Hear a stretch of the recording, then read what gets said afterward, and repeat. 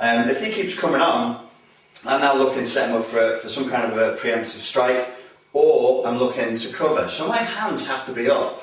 It's no good me doing it with my hands in my pockets here. If he's walking onto me, I'm going to be in trouble if he decides to go. I can work from here, and you should be able to work from here. You should be training to be able to work from here. You want to be able to work from disadvantageous situations, but preempt, preempt, preempt. I want to be up here. I want my hands nice and high. I look more confident. I feel more confident to him. He's less likely now to make this go physical.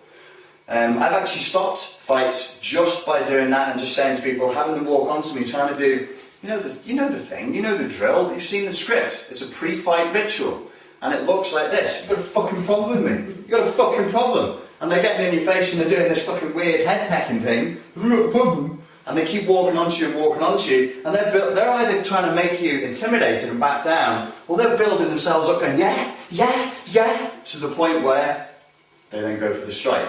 That's part of the pre-fight ritual. Monosyllabic barks, head pecking, hot stepping, like this. Yeah? You got a fucking problem? Do you want to fucking go? Yeah? Yeah? What's that got to do with actually fighting? Nothing. I'm testing you. I'm building myself up. There are very, very primitive evolutionary reasons that are like hardwired into our genetics why we do all these things. We haven't got time to go into them today. If you want to know more about that, you need to listen to the CDs. You just need to be aware that this is what people are going to do. This is part of the ritual. You need to break it up. So if you do get somebody coming onto you and head pecking, just go and stay there, mate, will you? I've stopped plenty of fights like that. And you can see it in their eyes. They're like, oh, this isn't part of the script. What page are you on? You're like, I'm on my own page. You don't want to fight. I'm not interested in fighting you. I'm not going to fight you. I'm not going to fight you. I'll just knock you out. Or I'm going to restrain you. I'm not going to do what you want me to do. Because what that person's expecting is, we shove each other a little bit, we do the head pecky thing, and then we go, yay, and we both start throwing haymakers at each other. And then we headlock each other, and then kiss. You don't want any of that nonsense rolling around on the floor. You've got to stop it, you've got to stop it fast. So, the closest range, you might be, as I say, a doorman or a soldier, and you're surrounded by crowds of people, and you're at this range. You might have loads of people talking to you, and you just got to talk. You've got to learn to talk like this. Now, I know this looks slightly unnatural. I've got my shoulders raised, and I'm talking like this. Kind of looks a little weird, but you have to learn to be able to do this, because at any point, if I've got surrounded by loads of people and I'm talking, that sucker punch comes in, I've at least got that shoulder in the way. So it could still catch me in the cheek or whatever, but it's not going to catch this jaw, and the hands are up. As you're talking to somebody and you're still negotiating, you're going, and they're trying to give you all this, yeah, yeah, fucking yeah. Say to them, keep your hands down. As you're talking to them, just keep your hands down, mate. Because if they start working their way up here going, and I fucking told you, blah, blah, blah, blah, all that, you don't want any of that. So you just got to keep calm and just say to them, keep your hands down. They've got a choice. Out here, this is where I have influence. Out here, I'm still in control. There's all the things in the world that I want to do, all the things that you've spent hours on the pads working for, is still available out here. Out here it's still available. This is why in the UFC, grapplers often beat strikers, because they preempt everything. In here, none of that Thai boxing shit is going to work. Because how? You could be the best Thai boxer in the world. What are you going to do from there? Or worse, if you're on the floor. Similarly, from here, from this point here, none of that's going to work. Okay? At this point, bang! None of my training is going to work from there. So I've got to keep him here. And what is this position? What is this fence position? It's basically a boxer's guard that doesn't look like one. Because I don't want you standing in the street going, yeah? Should we talk about this?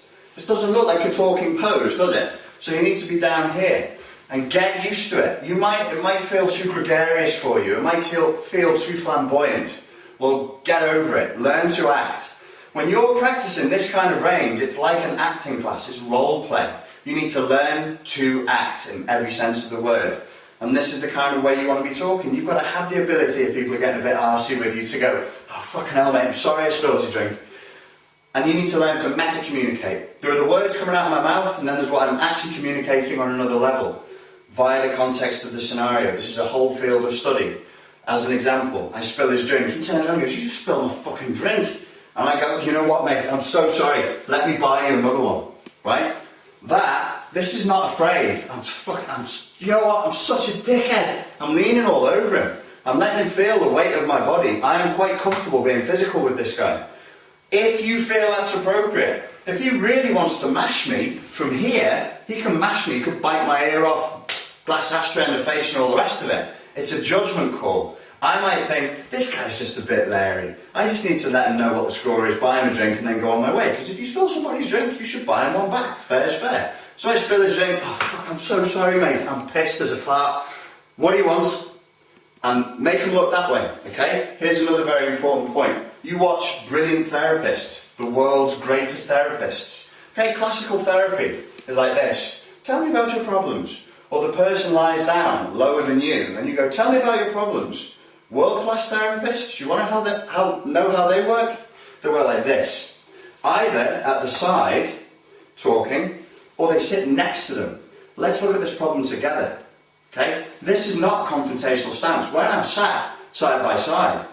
You look at people like Richard Bandler, you look at Virginia Satir, you look at the guy, oh, I can't remember, he does provocative therapy, I can't remember his name. He's made a big thing of sitting right next to the person and creating the pictures right there, and they sit there together and they go, what are we going to do about this? So if you really want to de-escalate a situation, the body language of that is massively important. You just spilled my drink, you dickhead. I am a dickhead. Oh my god, I'm so pissed. What should we buy? Let's look at the bar. Now, his visual range is not focused on I'm angry and looking at your face, feeling all this emotion and anchoring his face to that state. Now, we have a visual wipe. Don't look at me, look at the pretty barmaid. She's got a nice arse. Look at all those colourful bottles filled with liquid we could drink. Now, I'm changing his state, changing the way he feels. This is part of your martial arts training. Good acting, deception, psychology. So the last range that I want you to, the last stance that makes a difference is the closest range stance, which you'll see people doing like this, talking like this. Personally, I'm not all that comfortable with it, but I know a lot of very, very good martial artists who can work from this range, and they'll throw preemptive strikes from here. How, you say? They throw a succession, and it will start with that, then that, then that, or hammer fist, and then that, and then that. And they like to keep it very, very close. As I said to you in the beginning, the fence is psychological, not physical. I've used fences with people that don't look anything like fences. I've been stood on the door like that and had somebody screaming and shouting and yelling at me, and I'll be like that, picking my nose, staring at somebody else over the road, and they'll be there going, you fucking dickhead, you fucking let me in now, fucking let me in, I'll kill you all and rape your mum and slap your kids and blah blah blah. I was just standing there going, yeah, part of my meta-communication.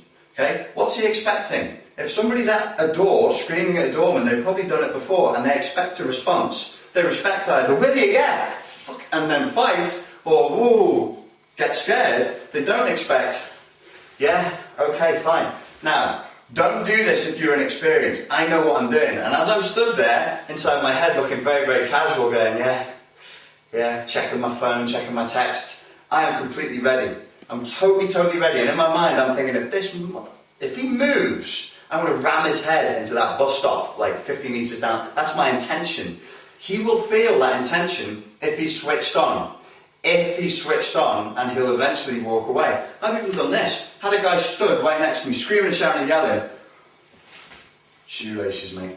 And tied my shoelaces up. And people are looking at me going, you're in a really dangerous position there. No, I'm not. If I'm ready to go. If I'm here, and I think if he twitches, if he so much as scratches his balls, I'm going to fucking throw him in that bin, I'm safe. But I have to have that intention. So it's psychological. It's purely psychological. I'm completely comfortable standing like that. I can stand however I want and be comfortable. If I'm ready, if I'm switched on. I could be stood like this, but not ready, not switched on, half asleep, and be in far more danger. So it's awareness that's the key. Total awareness and strong intention. Very, very strong intention. These are things that you need to develop and work on.